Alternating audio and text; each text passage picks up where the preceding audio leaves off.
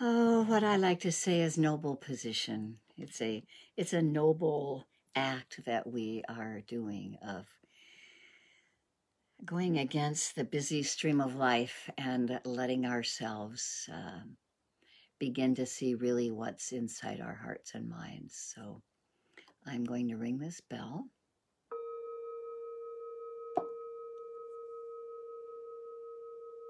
And you can find yourself a comfortable position wherever you want to, in front of your camera or elsewhere in the room, as long as you can hear my voice when I ring the bell to come back.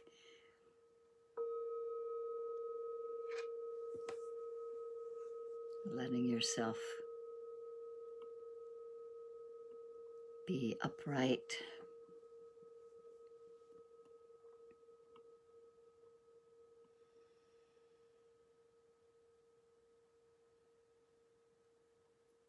Letting yourself be relaxed.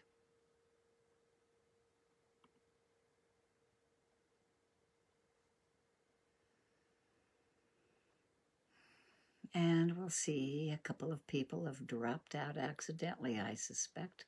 Let's hope they can get back in. And as we find that comfortable position, wherever it may be, letting our eyes close gently if that's easy to do, letting the eyes close gently or letting the gaze soften.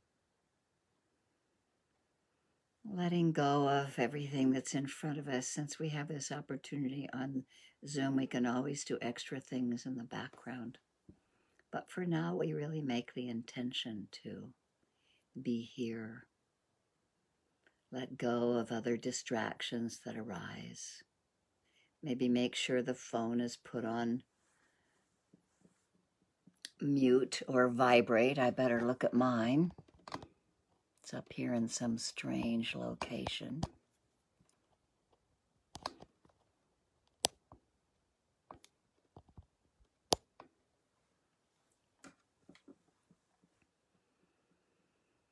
And we can begin to settle into this place of inhabiting our hearts and minds, sometimes by just noticing what's happening in all of our senses around us.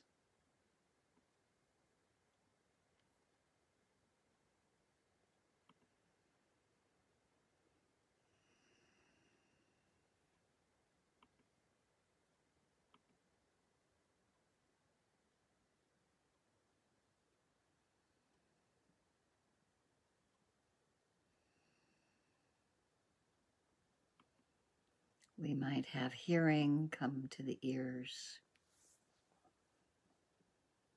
There can be seeing coming gently to the eyes.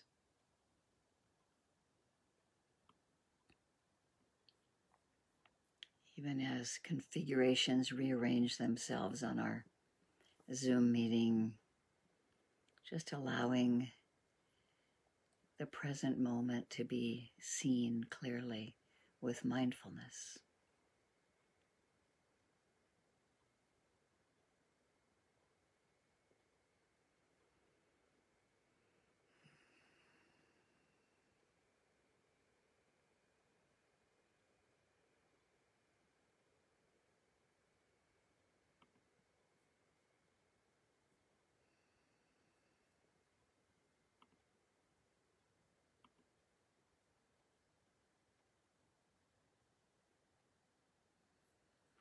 Mindfulness comes to the fore. Awareness is there.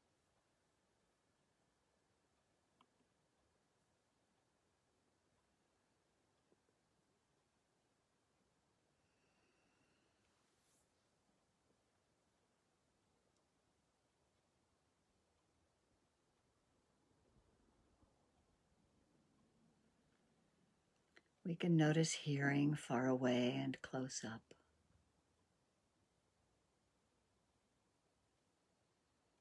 There may be internal hearing happening. We're just allowing sound to come to the ears.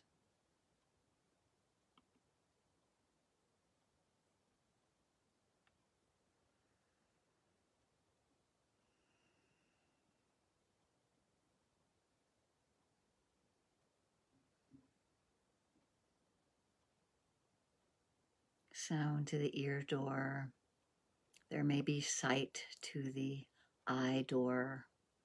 If the eyes are gently open, there can be blurred light and blurred figures, objects that we see.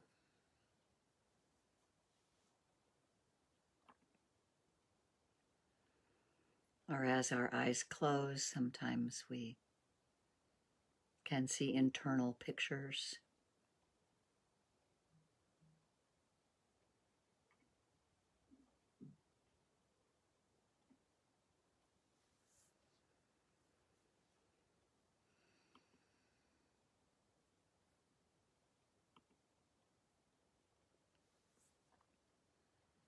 Settling into our seat on the chair, noticing gravity,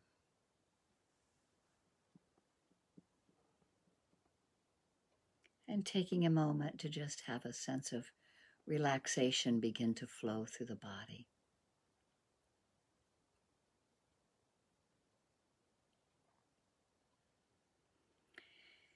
As we begin being right here and right now, or returning to right here and right now, whenever we can.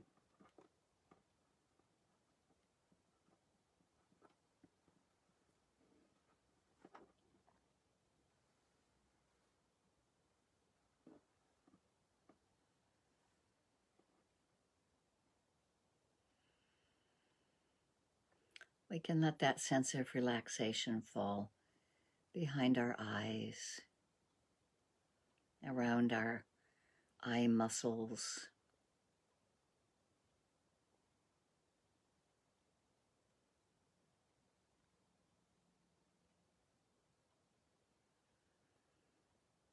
our temples, relaxing the muscles in our face and in our jaw. There's no rush. Every moment is a moment right here and right now, attending to our bodies, hearts, and minds.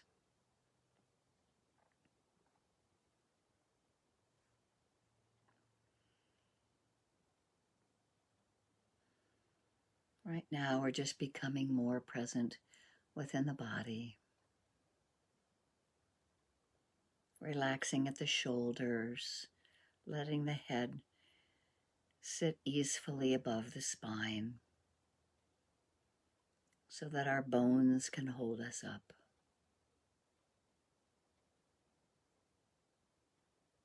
Noticing the breath at the lungs, at the rib cage, breathing in and breathing out. Noticing the breath at our diaphragm, where there's pressure, where there's relief from pressure.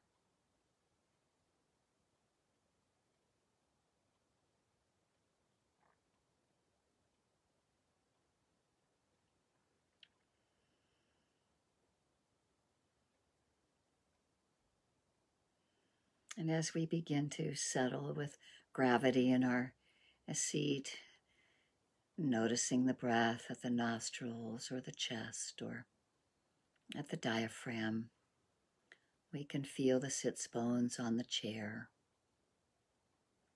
letting gravity be our friend, holding us here in this place, in this moment. We can notice touching happening, touching of the sits bones on the chair, touching of the hands where they might be resting, or the arms where they might be touching the body, just noticing pressure, tingling, warmth, coolness.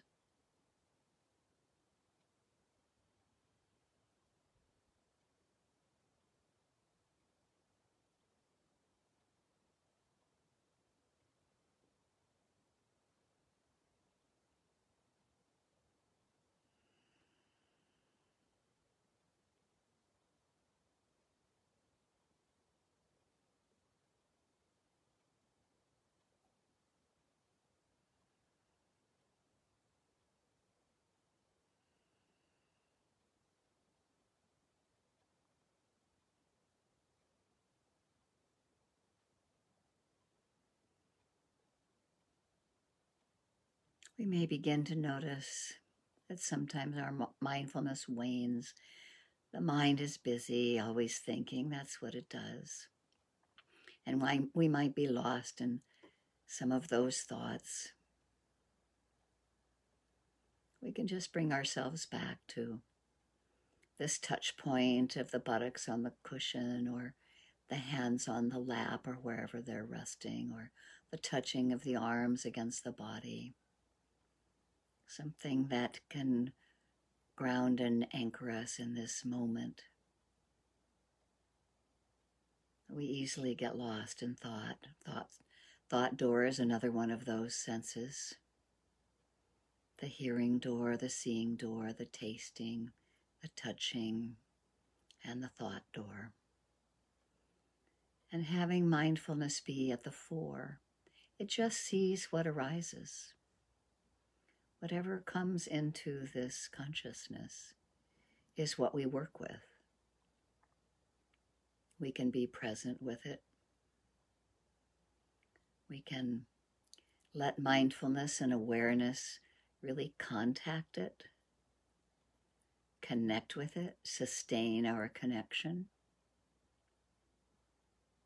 until we notice that it has dissipated, because all things that we identify come to us through our senses. Conditions arise, they arrive at one of our sense doors, and they dissipate.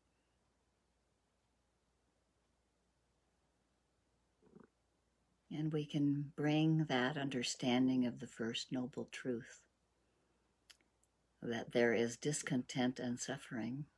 We can bring that into our awareness, reflecting on the Dhamma, noticing that if we try to cling to something that's pleasant in our minds or hearts or bodies, we can get disappointed because it disappears. Or if we try to push away something that isn't comfortable, that often doesn't leave soon enough. And we can notice that we have dukkha arising, suffering is arising when we grasp or cling to something, enlivening the second noble truth that the cause of suffering is clinging, hanging on, not wanting to let things go when it's time to let them go. They go on their own accord. We're here with mindfulness to see what's arising and see what's passing away, and we use the breath because it's the simplest, most direct thing that's with us all the time.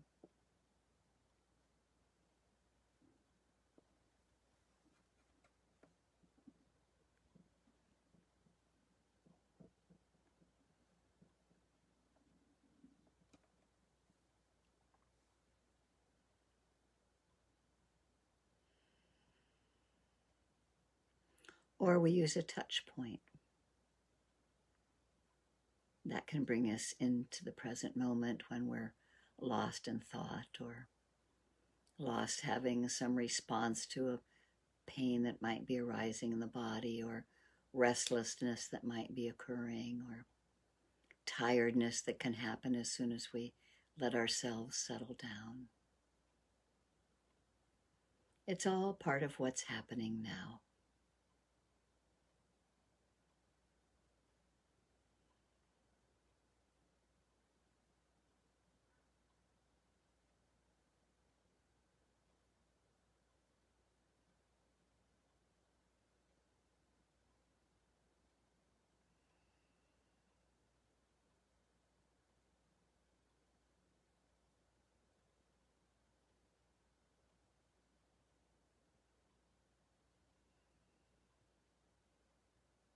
Beginning to see clearly these moments that arise and pass, or maybe they don't pass as soon as we want them to, or they don't stay as long as we want them to. We can see clearly the Four Noble Truths, that dukkha is there, We have this suffering because we cling, and there is, in fact, cessation to the suffering. And that is the experience of freedom. And we can experience this right here in the present moment whenever we wake up after the mind has gone off somewhere, and we can just wake up to that moment, which really is a moment of awakening. Awakening to the present moment. And as the body settles and the mind becomes possibly a little calmer, oftentimes wisdom arises to let us see that some of what arises is unskillful, not useful for freeing of the heart and mind. Maybe it's repetitive thoughts.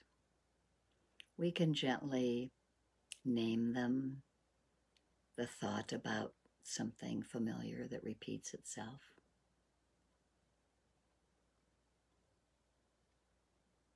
And we can go back for a little more concentration to the breath or the touch point, or we can stay there and notice whether what that was pleasant or unpleasant, or maybe we don't know, and then just go on to the next moment. Where does mindfulness find us? Where is awareness? And the wisdom to see what is skillful and unskillful that arises in the heart and mind. It's a natural process. Because as we experience, all conditioned things arise and then they pass away.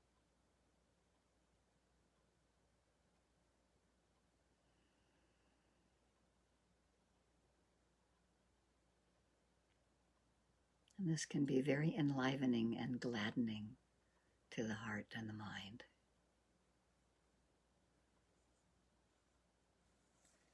Because it's a moment of being in the present.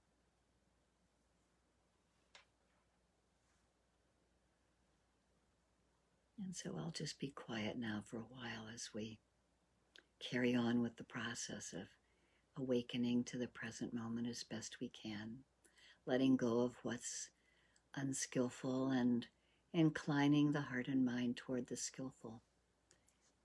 Some of those skillful inclinations are recognizing the gratitude that we have for the Buddha, the Dhamma, and the Sangha, for the teachings of the enlightened ones who have helped us see that that possibility is also for us to be free from suffering. And reflecting on the Dhammas, the teachings, we may not know many of them, but we probably can connect with kindness for ourselves when things are difficult, compassion for ourselves and for others. Just the right amount of energy that it takes to wake up to this moment, and mindfulness being there, inclining our hearts toward confidence of one moment after the next, the connection of mindful moments.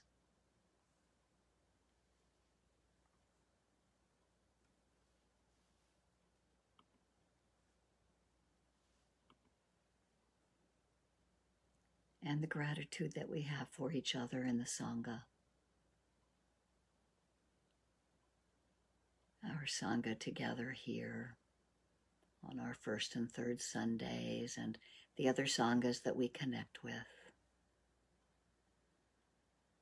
And all of those nuns and monks and lay people who have gone before us and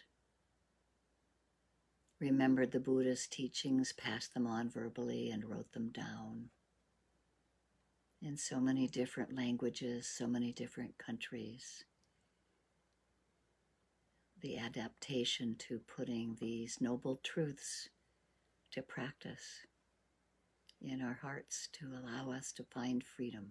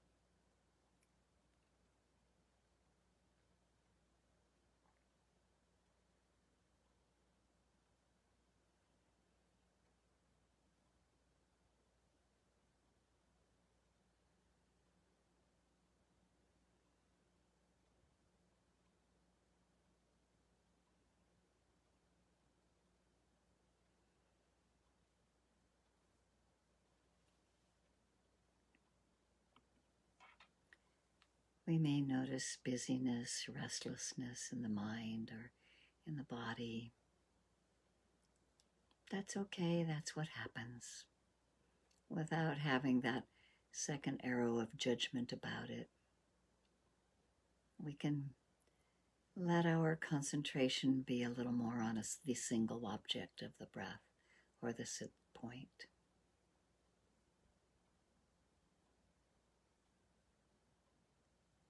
Or if tiredness arises, we can open up our attention to the other senses, to hearing. We can open our eyes a little and let light in. We can stand up in place or do a slow walking practice in our room.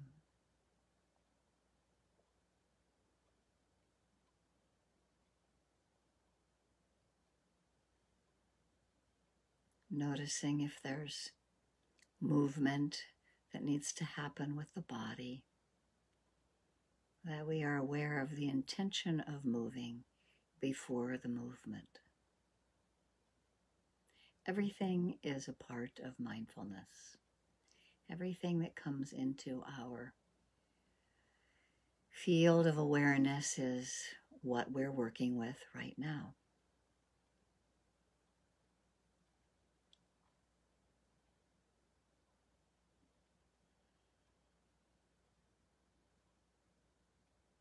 Easefully and naturally, holding ourselves kindly, having a sense of stability in the body, continuity of the rising and passing away of the breath.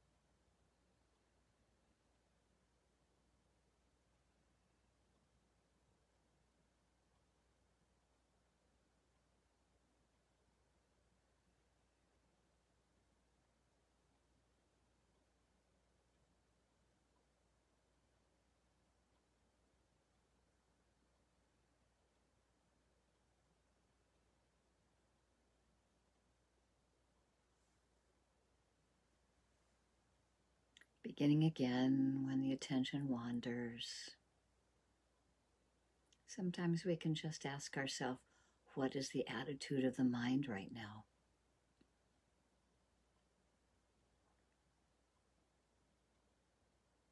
What is happening right now? This is the way it is right now.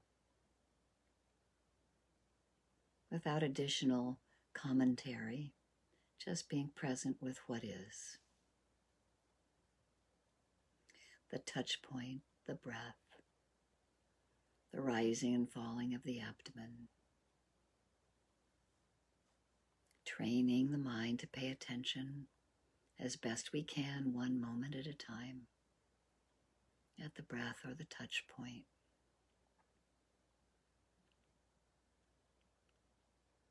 Holding ourselves in kindness and compassion.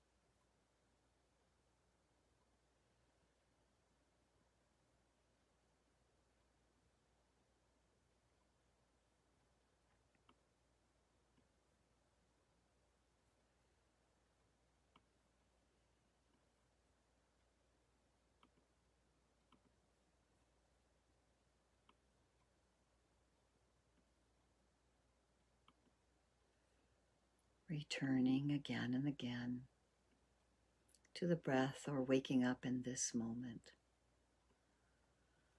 Mindfulness at the fore, awareness present,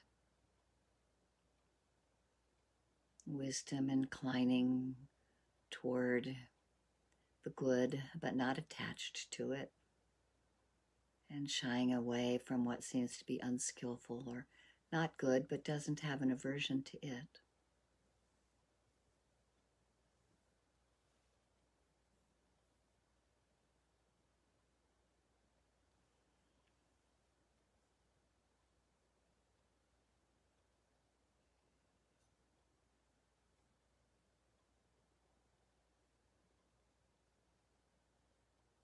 And awareness can be really helpful when we're tired, because we can just rest in the awareness of the tiredness.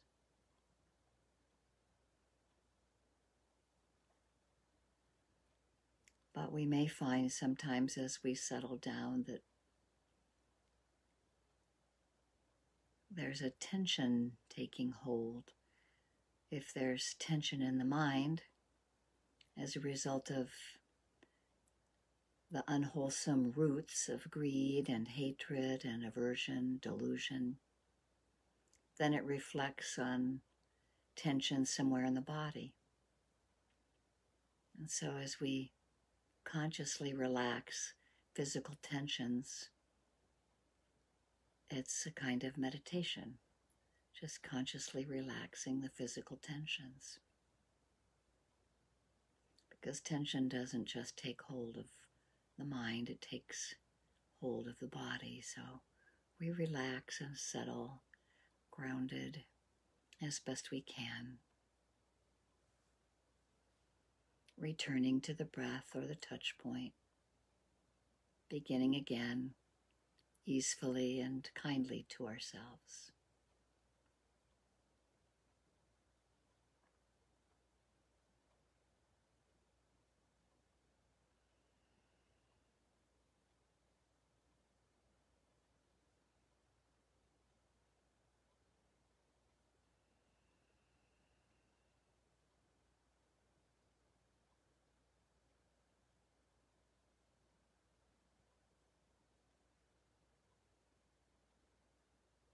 In everything that we experience, everything we come into contact with,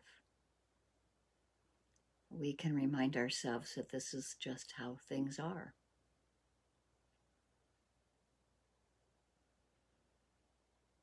This is the object. This is what's being known.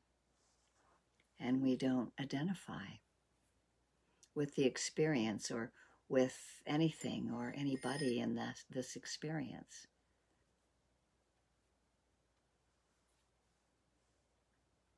This is just what's happening right now.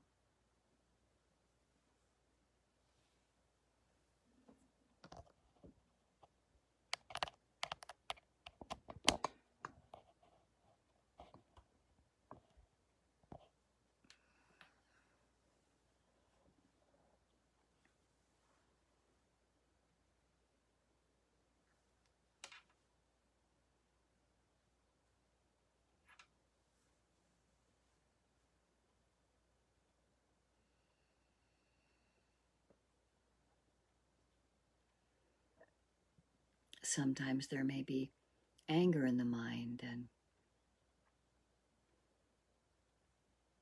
we don't need to think more about what's making us angry.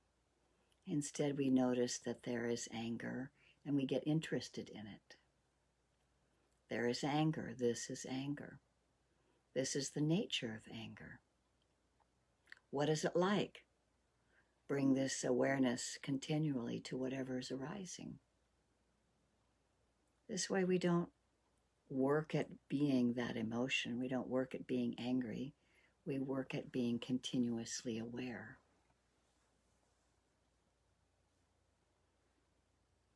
Whether it's craving and grasping or pushing something away. By not identifying with it and having curiosity in what it is. What is its nature? We're being aware.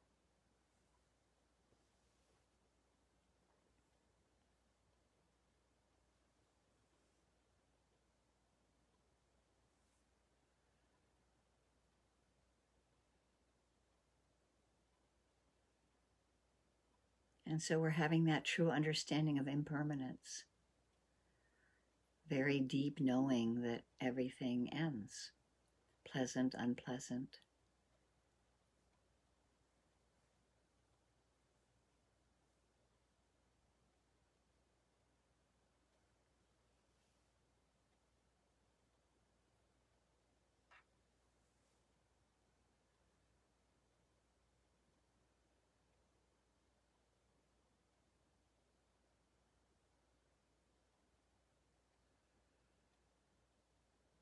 No two moments are the same. Every moment is fresh and every moment is changing.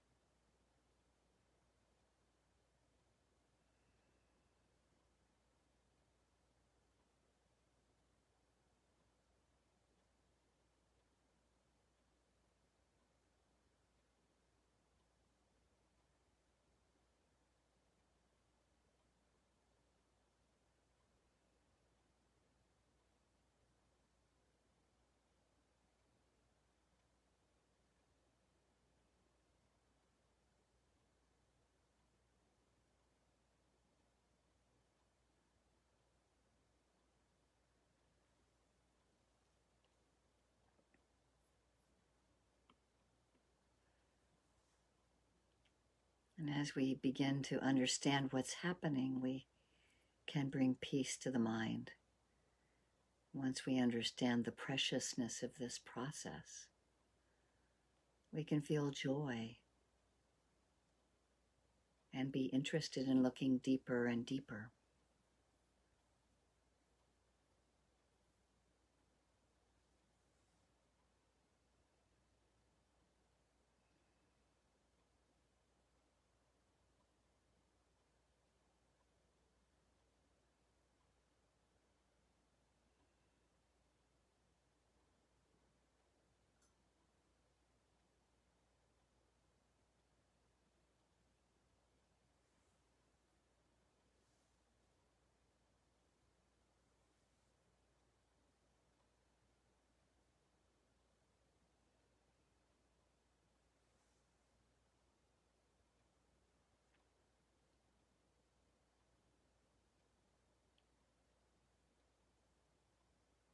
Awareness can be quiet and calm and yet alert and interested in what it knows.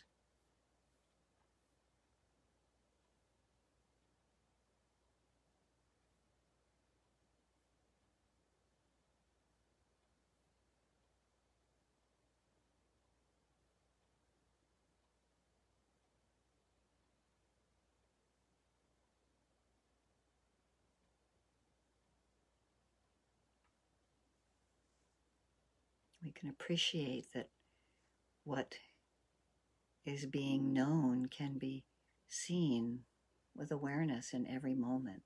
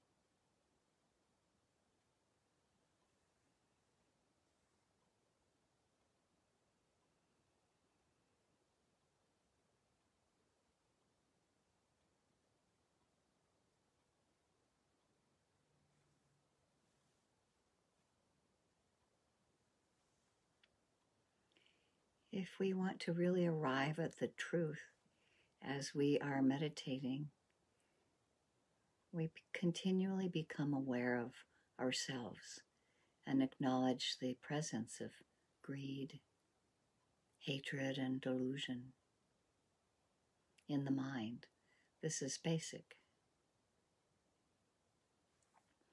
We don't wish for pain to decrease or go away, and it doesn't matter whether the pain goes away or not. Pain isn't really the problem. It's our mental reaction that is the problem. And so we continue to see clearly where aversion arises, where grasping arises, or where we are confused and can't see clearly about what's arising.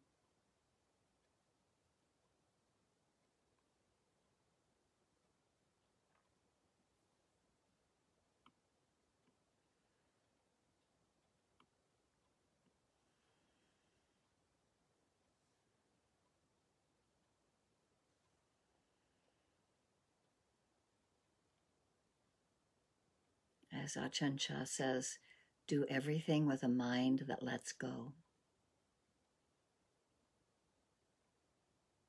Don't accept praise or gain or anything else.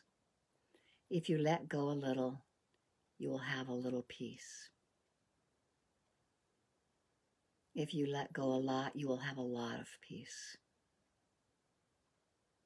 If you let go completely, you will have complete peace.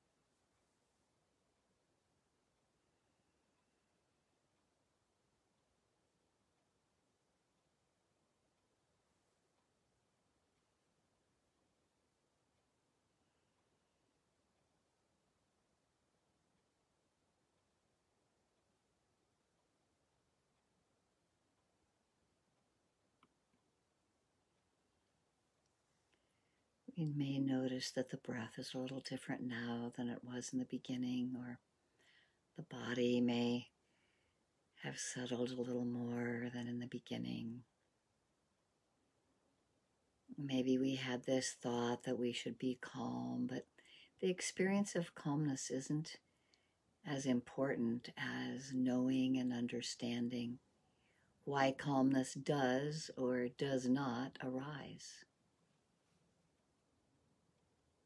We can see what we may be attached to. We can see what we may need to let go of.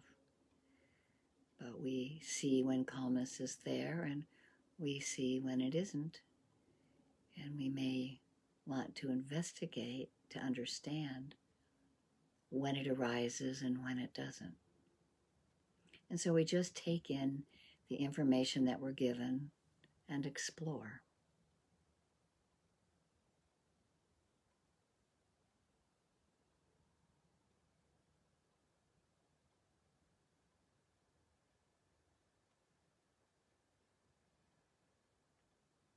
And as we explore this breath coming in and going out, whatever's happening in the mind, being present and thinking occurring, and our attention being at any of the sense doors, we continue to hold ourselves in kindness here.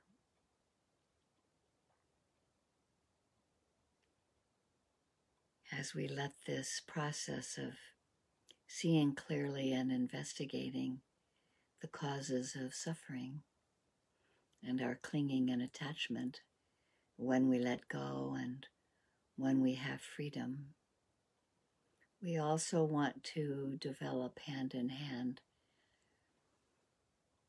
with this wisdom, the compassion of being with ourselves kindly.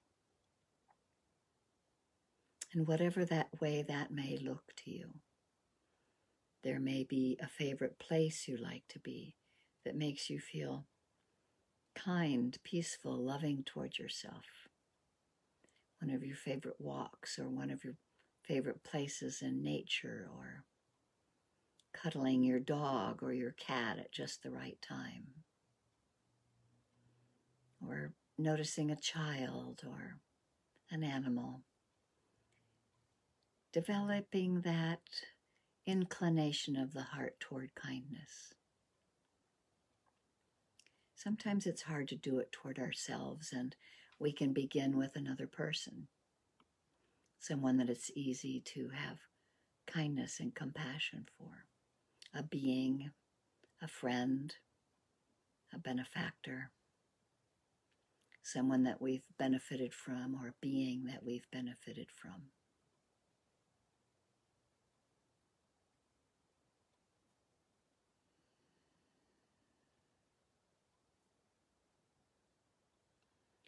And envisioning this being in our hearts,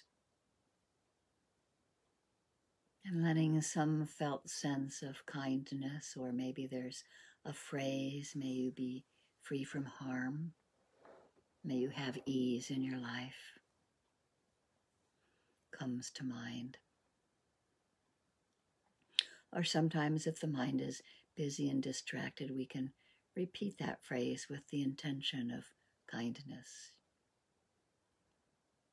Seeing this being happy and healthy. May you be free from harm. May you have ease in your life. Keeping them in our hearts.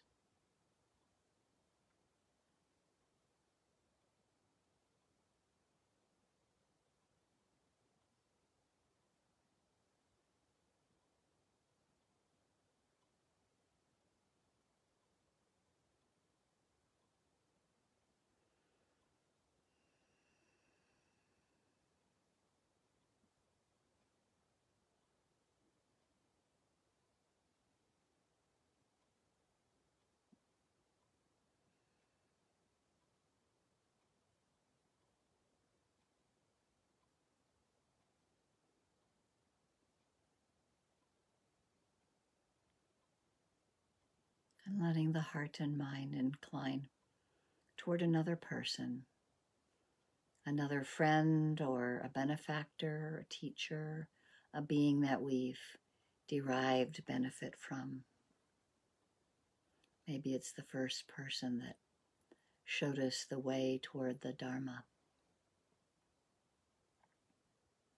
Seeing that person in our hearts and minds as happy and healthy, having ease in their lives, and creating us a heartfelt sense or a phrase or two in your mind, or just a presence of offering from this body of breath, this container of our breath, offering it to another friend or a benefactor.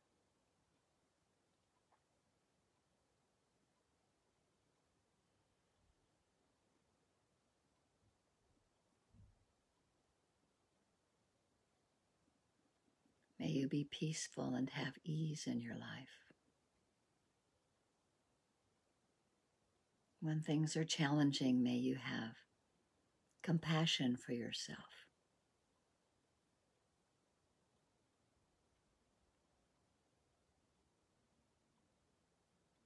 May you be free from your suffering.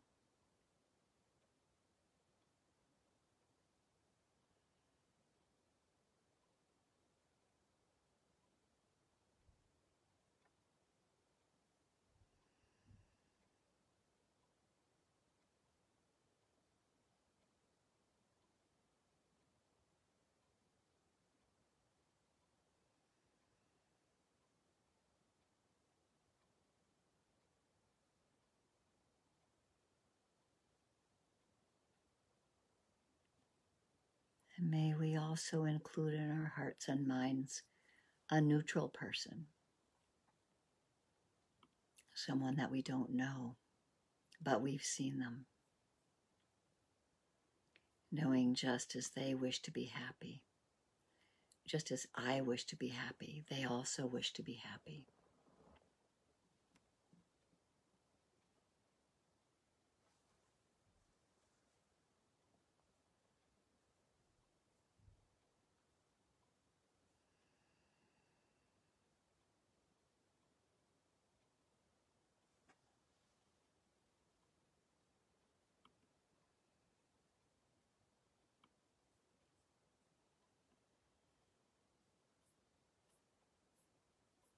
Inclining our hearts, allowing our minds to go toward this neutral person.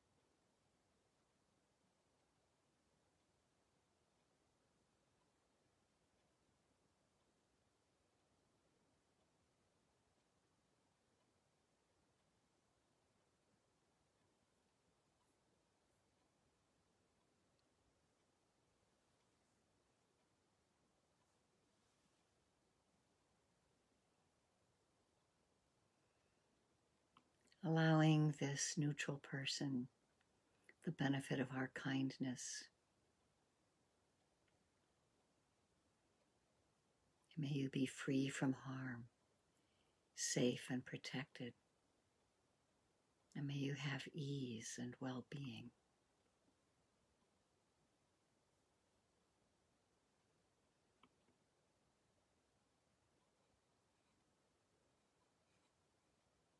When things are challenging, may you have kindness for yourself, compassion for yourself.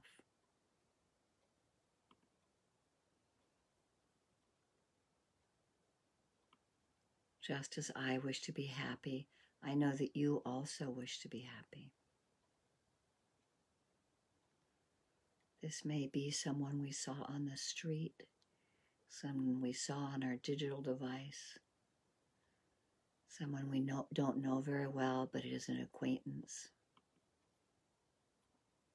If you're feeling particularly stable in this practice and in your concentration, it may be a group of neutral people, those you don't know, some who may be in suffering, those who may be sick or homeless, those migrating, trying to find a place to live, those who undergo senseless violence, those oppressed. If there's a sense of neutrality, if we can find equanimity without falling into extremes, we can include a larger group of people. And if that's hard, go back to the single neutral person. We touch upon this feeling in our hearts and minds of allowing kindness and compassion to flow to others. Those that are in difficulty, those that are in joy, those that are seen and unseen.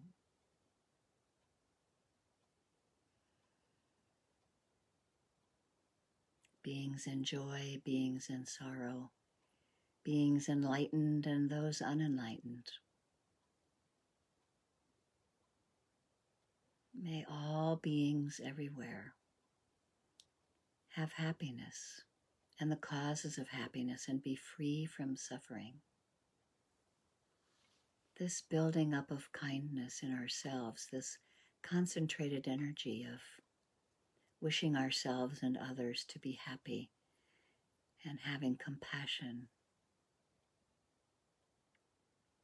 sharing in joy and in equanimity, are the beautiful states of mind that we develop by this practice.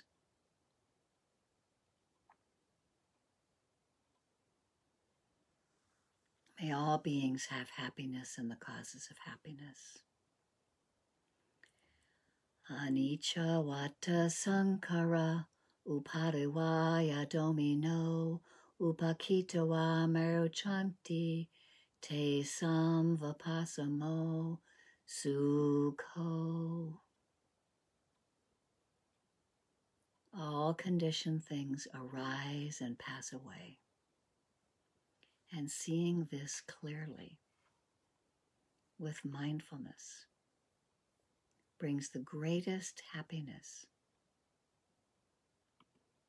which is peace. And may the goodness of our practice, may this effort be of benefit to ourselves and to all beings.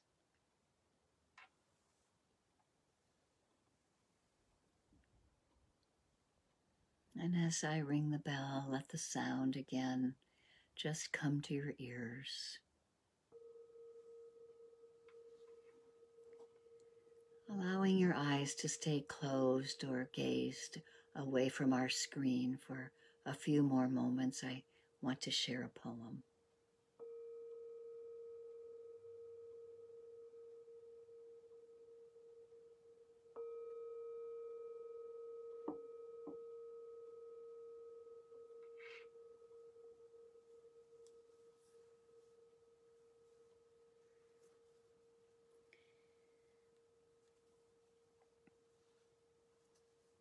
Because today is Juneteenth and the celebration of the freedom of African Americans from slavery in 1861, and it's also Pride Month, I want to share some words by one of my favorite poets, Audre Lorde.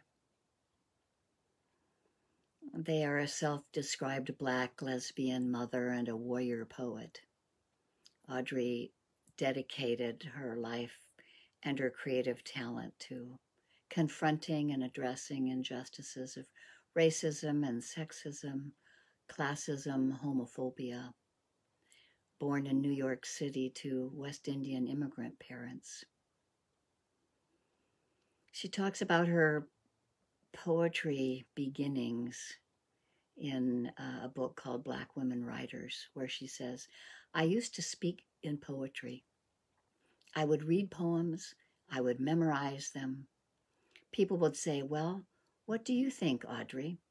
What happened to you yesterday? And I would recite a poem. And somewhere in that poem would be a line or a feeling I would be sharing. In other words, I literally communicated through poetry. And when I couldn't find the poems to express the things I was feeling, that's what started me writing poetry. And that was when I was 12 or 13. So she has several collections of poetry, The First Cities, Cables to Rage, and From a Land Where Other People Live. This particular poem is one of her most popular, entitled Coal. I is the total black, being spoken from the earth's inside. There are many kinds of open, how a diamond comes into a knot of flame, how sound comes into words, colored by who pays for what, who pays what for speaking. Some words are open like a diamond on glass windows, singing out within the crash of sun. Then there are words like stapled wagers in a perforated book, buy and sign and tear apart, and come whatever will all chances the stub remains. And ill-pulled teeth with ragged edge. Some words live in my throat, breeding like adders. Others no sun, seeking like gypsies over my tongue to explode through my lips like young sparrows bursting from shell. Some words bedevil me. Love is word, another kind of open. As the diamond comes into a knot of flame, I am black because I came from the earth's inside. Now take my word for jewel in the open light. I'm going to read it again. Coal by Audre Lorde. I is the total black being spoken from the earth's inside. There are many kinds of open, how a diamond comes into a knot of flame, how sound comes into a word, colored, who pays what for speaking. Some words are open like a diamond on glass windows, singing out within the crash of sun. Then there are words like stapled wagers in a perforated book, buy and sign and tear apart, and come whatever will, all chances the stub remains. An ill-pulled tooth with a ragged edge. Some words live in my throat, breeding like adders. Other no sun seeking like gypsies over my tongue, to explode through my lips like young sparrows bursting from shell. Some words bedevil me. Love is word, another kind of open. As the diamond comes into a knot of flame, I am black because I come from the earth's inside. Now take my word for jewel in the open light.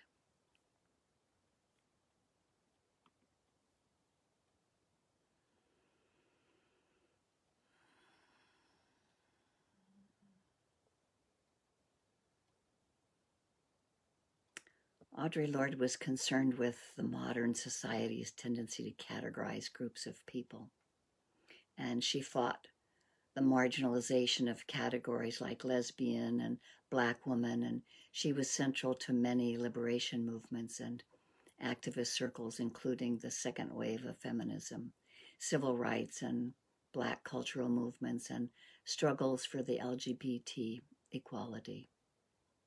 And in particular, her poetry is known for the power of its call for social and racial justice, as well as its depictions of queer experiences and sexuality. She said to one of her interviewers, "My sexuality is part and parcel of who I am, and my poetry comes from the intersection of me and my worlds." It is about revolution and change. And so may we hold in our hearts all of those who have struggled in a mere 160 years to be free. And may we also hold our hearts open for our own freedom, engaging in kindness and compassion for ourselves and others. And so may we let this kindness that we have in our hearts be shared with each other in our circle. I'm going to take a moment here to change what's happening with my phone and plug in my battery. So let's come back in like 5 minutes. Thank you so much for your practice.